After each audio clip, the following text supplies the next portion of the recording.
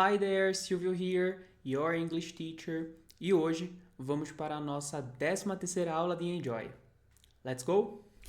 Na aula de hoje, estaremos transformando sentenças afirmativas em sentenças negativas com o verbo to be e vendo como é que as contrações na negativa funcionam, porque nunca é demais relembrar.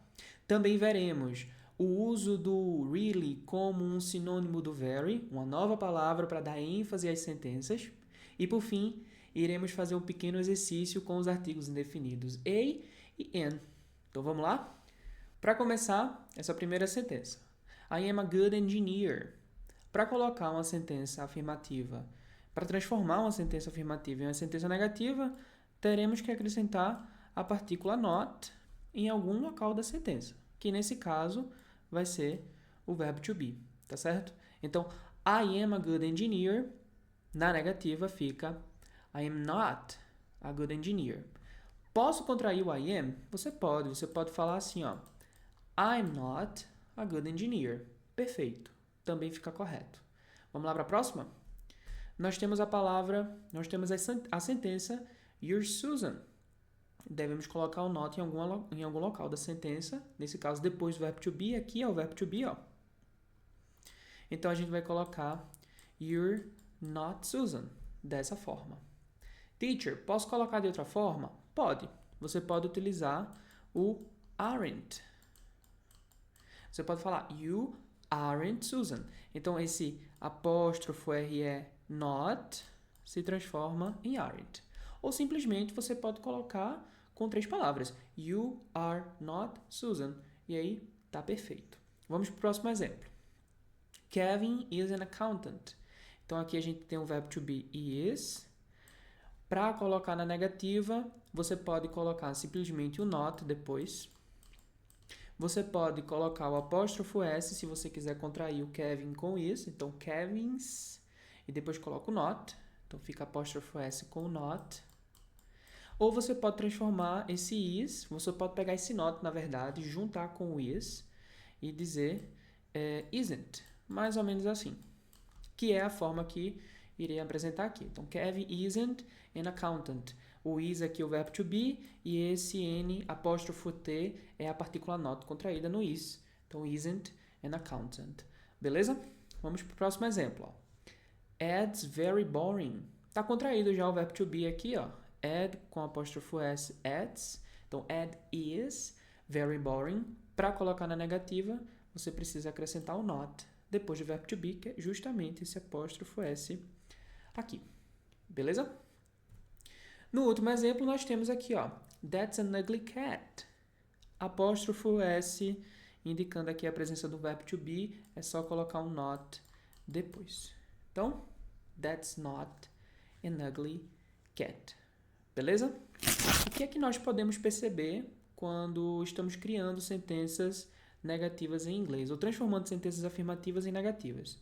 O primeiro é que a gente precisa identificar o verbo to be na sentença, que nesse caso, na primeira conjugação do verbo to be é o am. Então, vou colocar um not depois do verbo to be. Am not. Tranquilo? Então, vou ter aqui am not. É a primeira forma de você colocar uma sentença na negativa usando o verbo to be.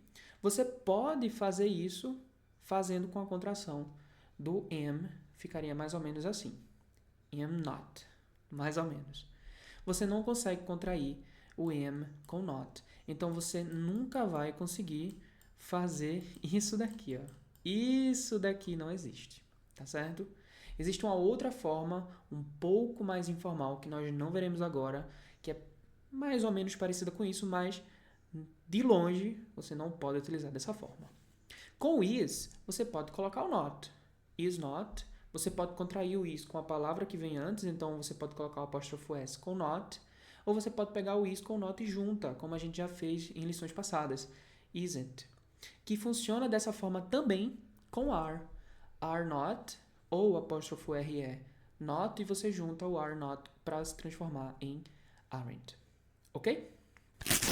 Agora, vamos ver o uso da palavra really. E para que a gente aprenda como que o really funciona numa sentença, nós não iremos trabalhar com a tradução. No inglês, nem sempre traduzir é o melhor caminho. A gente primeiro precisa interpretar principalmente aí ver o contexto em que a sentença está inserida, a palavra está inserida, para que a gente consiga entender a palavra sem necessariamente pensar numa tradução para o que a gente está escutando. Quando a gente fala em português e alguém se comunica com a gente em português, nós não traduzimos, até porque a pessoa fala em português, a gente fala em português também, mas a gente entende o que essa pessoa está falando. E o que nós iremos fazer aqui é mais ou menos a mesma coisa. Vamos entender a sentença, sem usar a tradução. Vamos lá, então?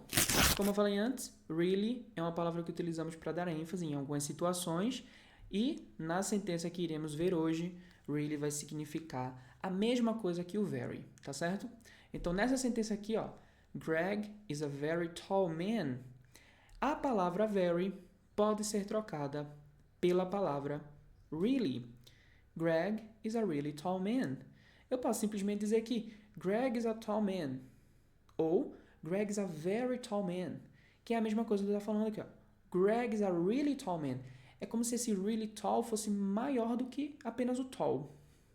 E esse really tall pode ser falado tanto com really ou com very. É a mesma coisa. Beleza? Vamos ver mais sentenças amanhã. Por fim, vamos fazer alguns exercícios com o artigo indefinido a ou an. Beleza? Mas antes, vamos dar aquela refrescada na memória. Vamos entender quando que eles são utilizados. Vamos lá. Começamos com o a. Primeiro que a ou an significam a mesma coisa. Significam um ou uma. Apenas isso. O a é utilizado antes de sons de consoante, ou seja, para que a gente utilize o a ou o a, tanto faz, a gente precisa ver que a próxima palavra comece com um som de consoante. Então, eu vou falar aqui a car, a house, a man. Por quê? Car tem som de consoante no começo, house tem som de consoante no começo, man tem som de consoante no começo, o que é diferente do an. O an é utilizado antes de palavras que começam com som de vogal, tá certo?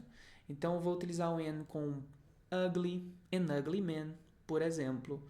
Nós iremos utilizar o an por causa que a palavra ugly começa com som de vogal.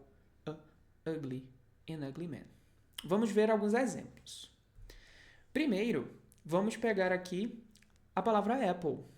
Apple começa com som de vogal. Então, vou dizer an apple. Watermelon. Watermelon.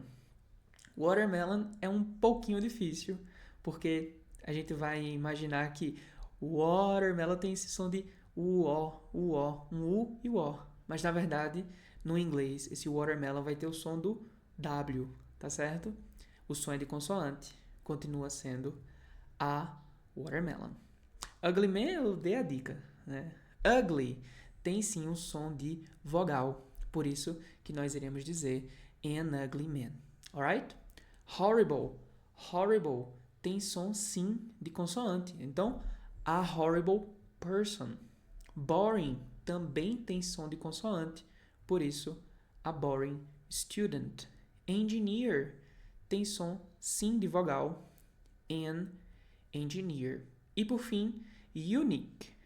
Unique, como eu falei ontem, tem esse uni no começo. Esse uni é como se a gente estivesse falando esse U com som de U. O som que começa é um som de consoante, esse Y. Então, unique, a unique car. Beleza? Por hoje finalizamos. Espero que você tenha gostado da aula, que tenha sido uma aula em que você revisou bem os assuntos que já estudou até então e você já sabe o de sempre.